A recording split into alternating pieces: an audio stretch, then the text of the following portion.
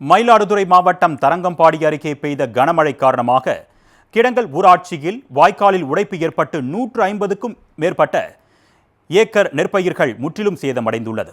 இதுகுறித்த கூடுதல் விவரங்களோடு எமது செய்தியாளர் நேரலையில் இணைகிறார் மணிகண்டன்.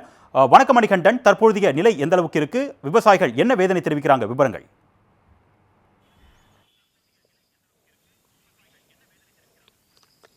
வணக்கம் அருணேஷ். மயிலாடுதுறை மாவட்டம் தரங்கம்பாடி தாலுகாவில் உள்ள கிடங்கல் ஊராட்சியில் இருக்கிறோம். இங்கு 150 ஏக்கருக்கும் மேற்பட்ட நெல் பயிர்கள் தண்ணீரில் மூழ்கி இருக்கின்றன. அதாவது மயிலாடுதுறை மாவட்டத்தில் கடந்த 2-3 நாட்களாக தொடர்ச்சியாக பெய்து வரும் கனமழை காரணமாக ஏராளமான வயல்கள் மூழ்கி இருக்கக்கூடிய காட்சிகளையும் மாவட்டத்தில் கடல் சீற்றம் உள்ளிட்ட சேதங்களையும் நாம் பார்வையிட்டு வருகிறோம். அதன் தொடர்ச்சியாக கிடங்கல் ஊராட்சியில் வந்து பார்க்கும் பொழுது கிட்டத்தட்ட 500 ஏக்கருக்கும் மேலாக இங்கு நெல் சம்பா சாகுபடி செய்யப்பட்டிருக்கிறது. இந்த சாகுபடி செய்யப்பட்ட நெற்பயிர்கள் கிட்டத்தட்ட 150 ஏக்கருக்கு மேலாக தண்ணீரில் மூழ்கி வீணாகிவிட்டதாகவும் சில விவசாயிகளின் நெற்பயிர்கள் முழுமையாக அழுகி இருப்பதாகவும் விவசாயிகள் வேதனை தெரிவிக்கிறார்கள்.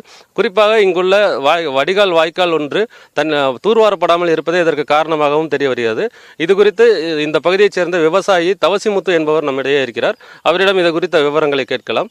வணக்கம் தவசிமுத்து அண்ணா, உங்களுடைய பகுதியில் என்ன பிரச்சனை, எதனால் நெற்பயிர்கள் நீரில் மூழ்கி இருக்குன்னு தெரிவிங்கள். நான் மயிலாடுதுறை மாவட்டம் தரங்கம்பாடி தாலுகா கிடங்கல் ஊராட்சியில் வசிக்கிறேன். எங்கள் பகுதி சுமார் ஒரு 160 வேலி மொத்தத்தில். இதில் நிலப்பரப்புங்கிறது நஞ்சை நிலமுங்க சுமார் ஒரு 100 வேலிக்கு மேலே நஞ்சை இருக்குது. இதில் ஒரு 200க்கும் மேற்பட்ட விவசாயிகள் விவசாயம் பண்ணிட்டு இருக்கிறாங்க. இந்த விவசாயம் சிறு குறு நடுத்தர விவசாயிகள் கிட்டத்தட்ட சுமாராக ஒரு 10 ஆண்டுக்கு மேலாக தொடர்ச்சியாக இயற்கை சீற்றம் இருந்துக்கிட்டே இருக்குது. அந்த இயற்கை சீற்றம் என்பது மேட்டூர் அணை நீர் இல்லாமல் வருங்கால மழையை நம்பி மானாவாரி பயிர் பண்ண வேண்டிய சூழ்நிலை இருக்குது. அப்படி மானாவாரி பயிர் என்பது மழையை நம்பினா காலம் பிந்தி போகுது. மழையினுடைய சீற்றம், இயற்கை சீற்றம் என்பது சாதகமாக விவசாயிகள் அமைஞ்சிச்சுனாக்க விவசாயிகளுடைய நிலை ஓரளவுக்கு சீராக இருக்குது. அப்படி அது பாதகமாக கால பாதகமாக அமைஞ்சிருச்சுன்னா விவசாயிகளுடைய நிலைப்பாடு என்பது மிகவும் மோசமான சூழ்நிலைக்கு தள்ளப்பட்டுருது. இப்படி கிட்டத்தட்ட ஒரு 15 ஆண்டுகளுக்கு மேலாக பாதிக்கப்பட்ட விவசாயிகள், சாதாரணமாக விவசாயம் செய்து கொண்டு இருக்கக்கூடியவர்கள், விவசாயத்தில் நஷ்டம் ஏற்பட்டு கொஞ்சம் கொஞ்சமாக சிறுக தன்னுடைய நிலங்களை மற்றவர்களிடம் ஒரு பணம் உள்ளவர்களிடம் விற்று விட வேண்டிய நிலைமை இருக்குது. சில விவசாயம் பண்ண முடியாமல் போட வேண்டிய சூழ்நிலை வந்துடுது. இன்னைக்கு நிலைமை என்பது இன்னைக்கு இருக்கக்கூடிய இந்த மழை கிட்டத்தட்ட ஒரு 500 ஏக்கருக்கு மேற்பட்ட நிலங்கள் நீரில் இருக்குது, நீரில் முழுகி இருக்குது. சிலது அழுகியும் போயிடுச்சு. ஆக அரசு இதை கவனத்தில் எடுத்துக்கிட்டு இருக்கக்கூடிய விவசாயிகள் பாதிப்புக்குள்ள உள்ளவர்களையும் இதுக்கு முன்னால் பாதிக்கப்பட்டிருக்கூடிய விவசாயிகளுடைய நிலையும் சீர்தூக்கி அரசு பார்க்க வேண்டும் என்று நான் உங்கள்கிட்ட கேட்டுக்கிறேன்.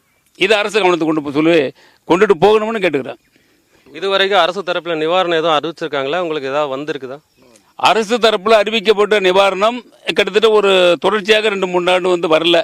ஆனால் நிவாரணம் இன்சூரன்ஸ் கட்டிக்கிட்டு இருக்கிறாங்க. நிவாரணம் வந்த போடும் இல்லை, விவசாயிகளுக்கு இன்சூரன்ஸும் கிடைச்ச போடல. அது கிடைக்கிறதுக்கு நீங்கள் ஏற்பாடு பண்ணணும்.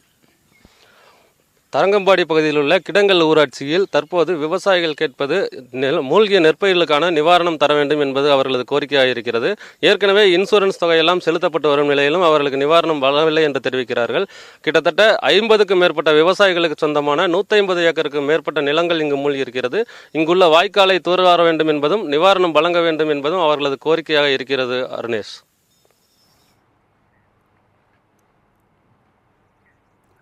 மயிலாடுதுறை மாவட்டம் தரங்கம்பாடி அருகே இடங்கல் ஊராட்சியில் கனமழையால் 150க்கும் ஏற்பட்ட ஏக்கர் நெற்பயிர்கள் சேதமடைந்திருப்பதாக களத்திலிருந்து செய்தியாளர் மணிகண்டன் தகவல்களை வழங்கியதை நாம் கேட்டோம். விவரங்களுக்கு நன்றி மணிகண்டன்.